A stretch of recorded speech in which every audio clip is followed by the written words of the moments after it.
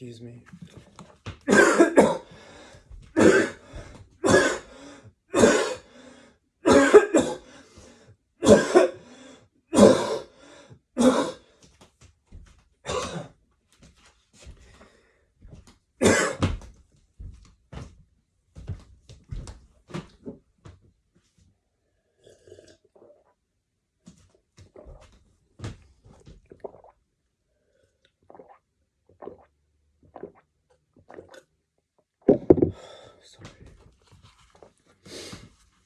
Midway in our life's journey, I went astray from the straight road and woke to find myself alone in a dark wood. How shall I say what wood that was? I never saw so drear, so rank, so arduous a wilderness.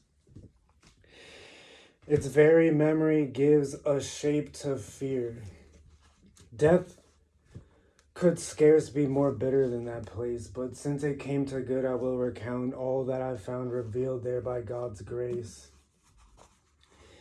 How I came to it I cannot rightly say, so I drugged and loose with sleep, and had I become, when I first wandered there from the true way, but at the far end of that valley of evil, whose maze had sapped my very heart with fear, I found myself before a little hill and lifted up my eyes.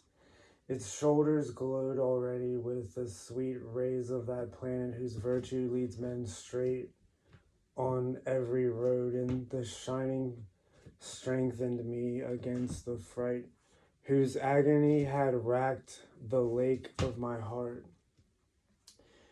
Through all the terrors of that piteous night, just as a swimmer who with his last breath flounders ashore from perilous seas might turn to memorize the wide water of his death, so did I turn my soul, still fugitive from death's surviving image, to stare down that past that none had ever left alive, and there I lay to rest my heart's race till calm and breath returned to me.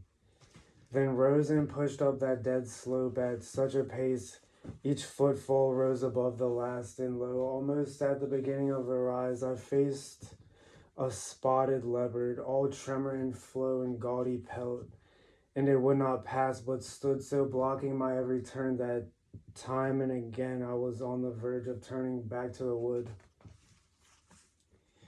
This fell at the first widening of the dawn, as the sun was climbing Aries with those stars that rode with him to light the new creation. Thus the holy hour and the sweet season of commemoration did much to arm my fear of that bright murderous beast with their good omen. Yet not so much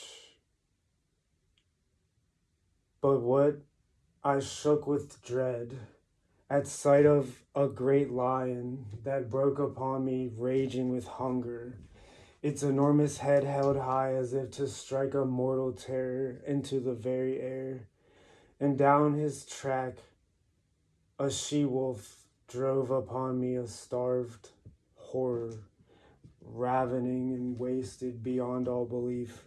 She seemed a rack for avarice, gaunt and craving. Oh, many the souls she has brought to endless grief. She brought such heaviness upon my spirit at sight of her savagery and desperation. I died from every hope of that high summit. And like a miser eager in acquisition, but desperate in self-reproach when fortune's wheel turns to the hour of his loss, all tears and attrition, I wavered back, and still the beast pursued, forcing herself against me bit by bit, till I slid back into the sunless wood.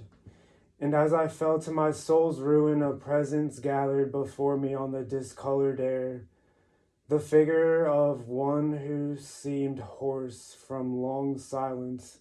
At sight of him in that friendless waste, I cried, "Have pity on me, whatever thing you are, whether shade or living man," and it replied, Not man, though man I once was, in my blood was Lombard, both my parents Mantuan. I was born, though late, sub Julio, and bred in Rome under Augustus, in the noon of the false and lying gods.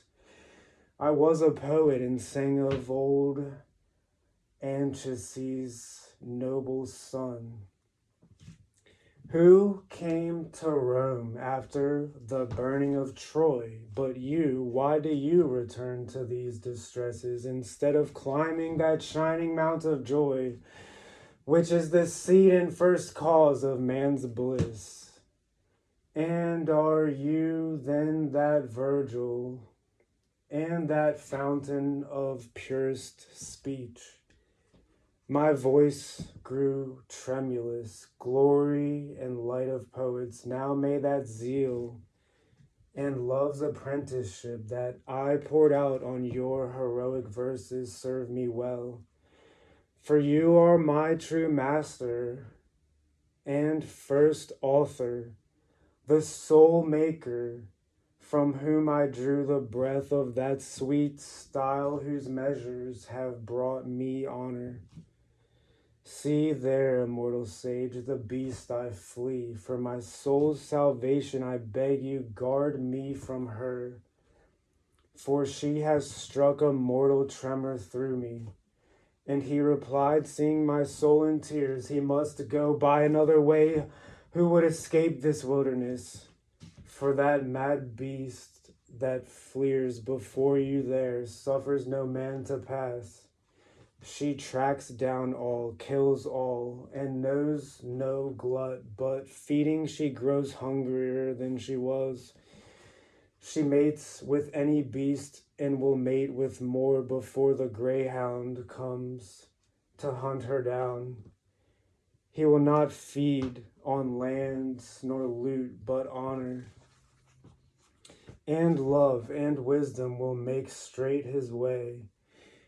He will rise between Feltro, and in him shall be the resurrection and new day of that sad Italy for which Nisus died, and Turnus and Euryalus, and the maid Camilla. He shall hunt her through every nation of sick pride till she is driven back forever to hell, whence envy first released her on the world. Therefore, for your own good, I think it well you follow me, and I will be your guide and lead you forth to an eternal place. Forth through an eternal place, there you shall see the ancient spirits tried in endless pain, and hear lamentation as each bemoans the second death of souls. Next, you shall see upon a burning mountain souls in fire, and yet content in fire, knowing that whensoever it may be, that may be they yet will mount into the blessed choir, to which, if it is still your wish to climb, a worthier spirit shall be sent to guide you. With her shall I leave you, for the King of Time, who reigns on high, forbids me to come there, since living I rebelled against his law. He rules the waters and the land and air, and there holds court his city and his throne. Oh, blessed are they he chooses, and I to him, poet, by that God to you unknown. Lead me this way beyond this present ill, and worse to dread. Lead me to Peter's gate, and be my guide through the sad halls of hell. And he then followed, and he moved ahead in silence, and I followed where he led.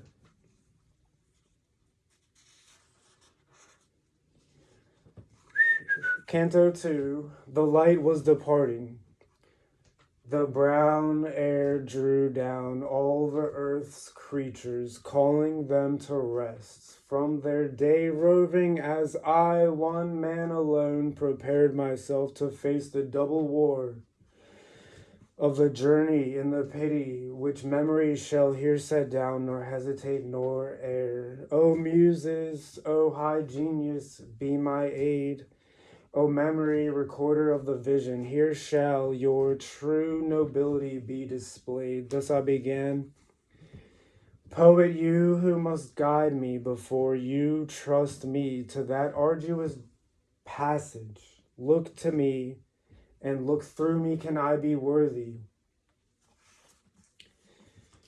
You sang how the father of Sylvius, while still in corruptible flesh, won to that other world, crossing with mortal sense the immortal sill. But if the adversary of all evil, weighing his consequence, and who and what should issue from him, treated him so well, that cannot seem unfitting to thinking men, since he was chosen father of Mother Rome and of her empire by God's will and token.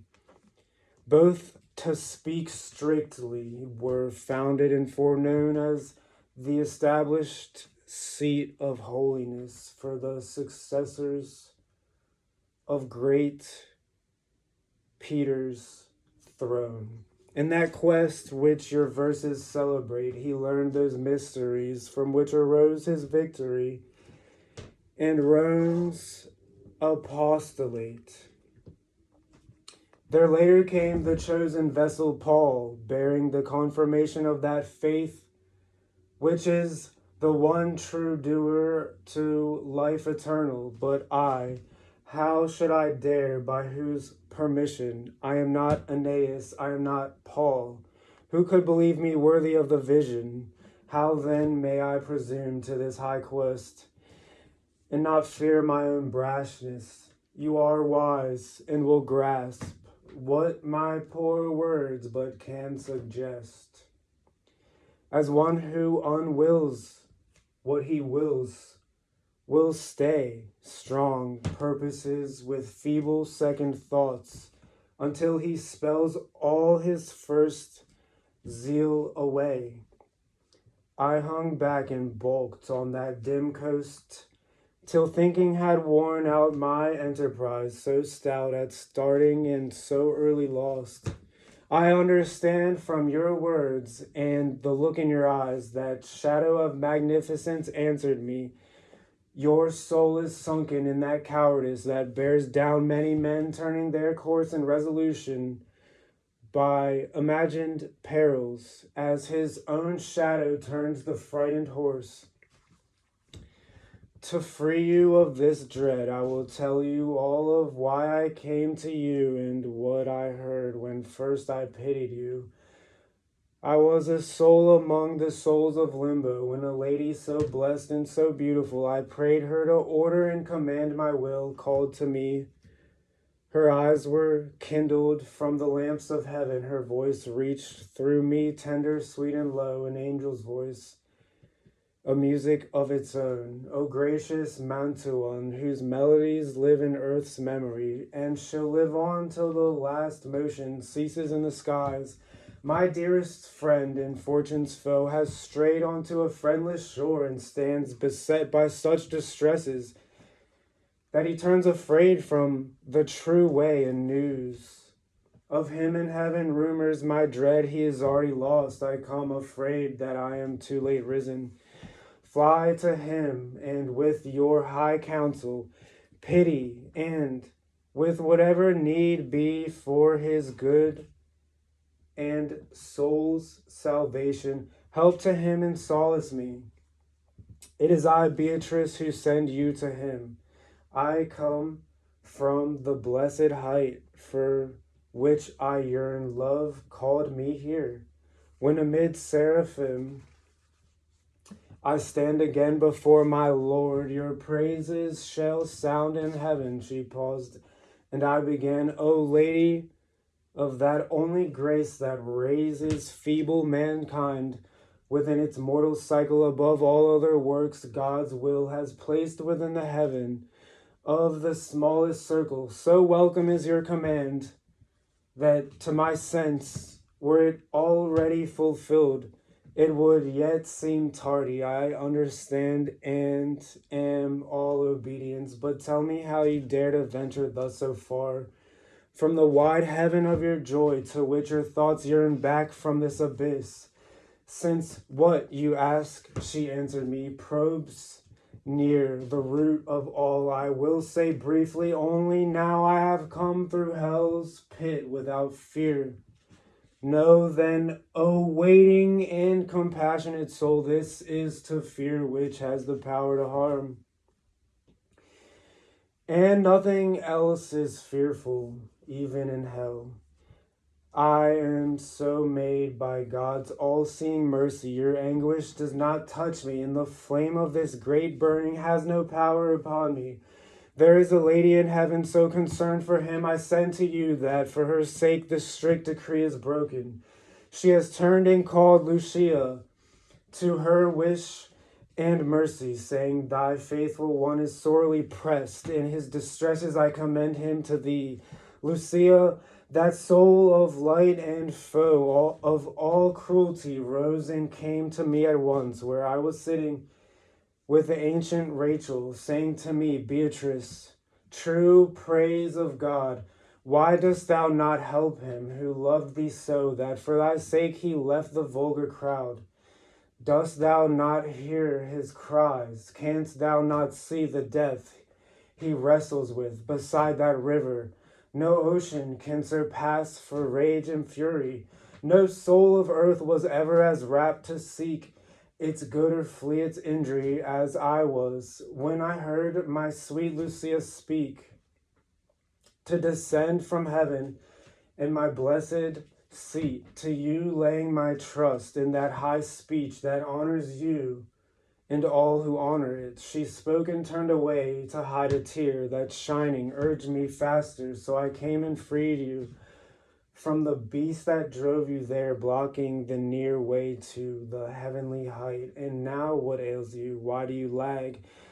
Why this heart sick hesitation and pale fright, when three such blessed ladies lean from heaven in their concern for you, and my own pledge of the great good that waits you has been given, and as flowerlets drooped and puckered in the night, turn up to the returning sun and spread their petals wide on his new warmth and light. Just so my wilted spirits rose again, and such a height of zeal surged through my veins that I was born anew. Thus I began, blessed be that lady of infinite pity, and blessed be thy taxed and courteous spirit that came so promptly on the words she gave thee. Thy words have moved my heart to its first purpose. My guide, my Lord, my Master, now lead on. One will shall serve the two of us in this. He turned when I had spoken, and at his back I entered on that hard and perilous track.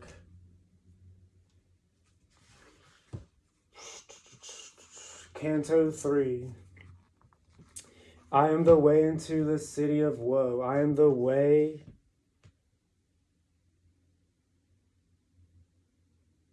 to a forsaken people. I am the way into eternal sorrow.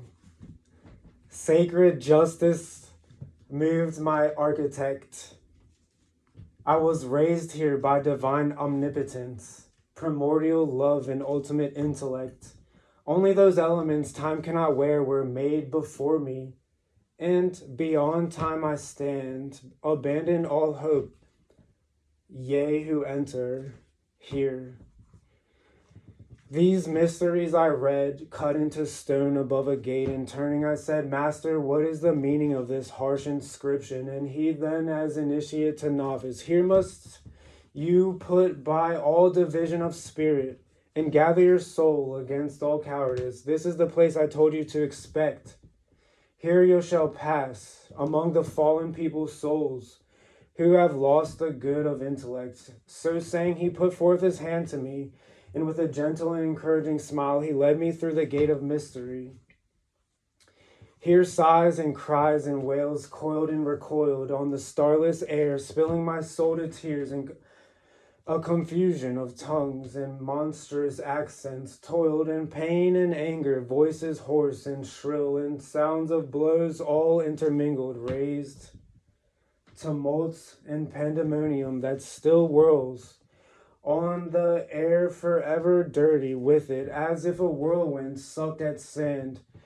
And I, beholding my head in horror, cried, Sweet Spirit, what souls are these who run through this black haze? And he to me, These are the nearly soulless, whose lives concluded neither blame nor praise. They are mixed here with that despicable corpse of angels who are neither for God nor Satan, but only for themselves. The high Creator scourged them from heaven, for its perfect beauty, and hell will not receive them, since the wicked might feel some glory over them. And I, Master, what gnaws at them so hideously? Their lamentation stuns the very air. They have no hope of death, he answered me, and in their blind and unattaining state, their miserable lives have sunk so low that they must envy every other fate. No word of them survives their living season. Mercy and justice deny them even a name. Let us not speak of them. Look and pass on. I saw a banner there upon the mist. Circling and circling, it seemed to scorn all pause. So it ran on, and still behind it pressed, a never-ending rout of souls in pain. I had not thought death had undone so many as passed before me in that mournful train. And some I knew among them. Last of all, I recognized the shadow of that soul who, in his cowardice, made the great denial. At once I understood for certain these were of that retrograde and faithless crew, hateful to God and to his enemies. These wretches, never born and never dead, ran naked in a swarm of wasps and hornets that goaded them the more they fled, and made their faces stream with bloody gouts of pus and tears that dribbled to their feet to be swallowed there by loathsome worms and maggots. Then looking onward, I made out a throng assembled on the beach of a wide river, whereupon I turned to him, Master, I long to know what souls these are, and what strange usage makes them as eager to cross as they seem to be in this infected light, at which the sage, all this shall be made known to you when we stand on the joyless beach of Acheron. And I cast down my eyes, sensing a reprimand in what he said, and so walked at his side in silence and ashamed until we came through the dead cavern to that sunless tide. There, steering toward us in an ancient ferry, came an old man with a white bush of hair, but bellowing, Woe to you, depraved souls, bury here and forever all hope of paradise. I come to lead you to the other shore, into eternal dark, into fire and ice. And you who are living yet, I say, begone from these who are dead. But when he saw me stand against his violence, he began again. By other windings and by other steerage shall you cross to that other shore, not here, not here. A lighter craft than mine must give you passage. And my guide to him, Charon, bite back your spleen, and this has been willed where what is willed must be, and is not yours to ask what may mean. The steersman of that marsh of ruined souls who wore a wheel of flame around each eye, stifled the rage that shook his woolly jowls.